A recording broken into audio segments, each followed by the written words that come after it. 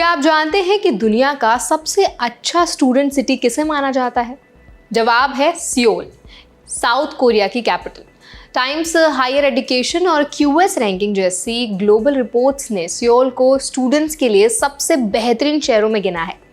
लेकिन सवाल यह है कि आखिर क्यों सियोल को इतना खास माना जाता है? और अगर आप इंडिया से बिलोंग करते हैं तो आपके लिए यहाँ पढ़ाई करना कितना आसान या मुश्किल हो सकता है, इस वीडियो में हम इसी पर बात करेंगे। हम स्टेप बाय स्टेप आज इस वीडियो में कवर करेंगे क्यों सियोल स्टूडेंट्स के लिए बेस्ट सिटी है, यहाँ की टॉप यूनिवर्सिटीज़, एडमिशन प्रोसेस और स्कॉलरशिप्स, कॉस्ट ऑफ लिविंग और लाइफस्टाइल और इंडियन स्टूडेंट्स के लिए खास टिप्स। तो चलिए फिर वीडियो को शुरू कर देते हैं। Hi, my name is Varsha Dubey and watching NBT tech ed. Seoul सिर्फ साउथ कोरिया की कैपिटल नहीं बल्कि एजुकेशन, कल्चर और टेक्नोलॉजी का हब भी है। यहाँ की यूनिवर्सिटीज़ वर्ल्ड क्लास रिसर्च और इनोवेशन के लिए जानी जाती हैं, खासकर engineering, computer science, business studies और आर्ट्स जैसे कोर्सेज के लिए इंटरनेशनल स्टूडेंट्स की पहली चॉइस सियोल बनता जा रहा है। अगर बात करें यूनिवर्सिटीज़ की तो सियोल में कई ऐसी यूनिवर्सिटीज़ हैं जो वर्ल्ड रैंकिंग में टॉप पर आती हैं। इनमें सबसे पहले नाम आता है सियोल नेशनल यूनिवर्सिटी यानी कि SNU का, जिसे हार्वर्ड ऑफ साउथ कोरिया भी कहा जाता है। इसके अलावा कोरिया यूनिवर्सिटी और यांसे यूनिवर्सिटी भी स्टूडेंट्स के बीच काफ़ी पॉपुलर है। ये तीनों मिलकर स्काई यूनिवर्सिटीज़ कहलाती हैं, जो साउथ कोरिया की सबसे प्रेस्टिजियस यूनिवर्सिटीज़ मानी जाती हैं। इनके अलावा हानहन यूनिवर्सिटी, शोगांग यूनिवर्सिटी और इवहा वुमेन यूनिवर्सिटी भी ग्लोबल लेवल पर काफ़ी फेमस है।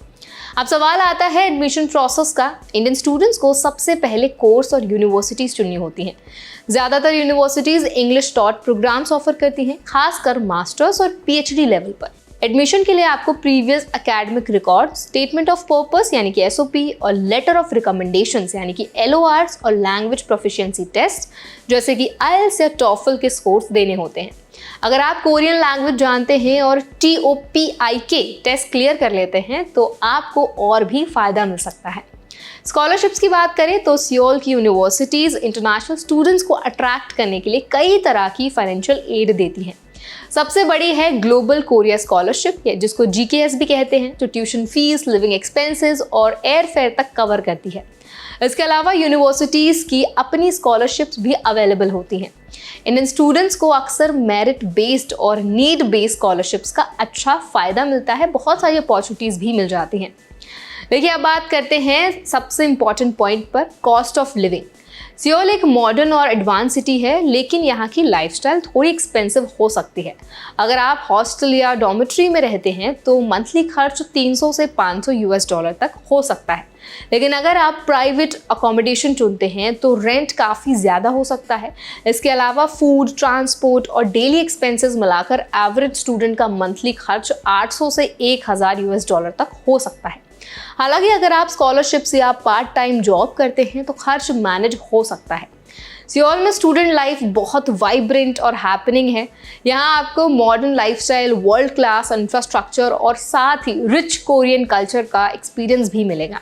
इंडियन स्टूडेंट्स के लिए सबसे अच्छी बात यह है कि यहाँ की लोकल पॉपुलेशन काफ़ी वेलकमिंग और हेल्पफुल है। साथ ही सियोल में इंडियन कम्युनिटी भी बढ़ रही है, जिससे आपको कल्चरल कंफर्ट भी मिल जाता है।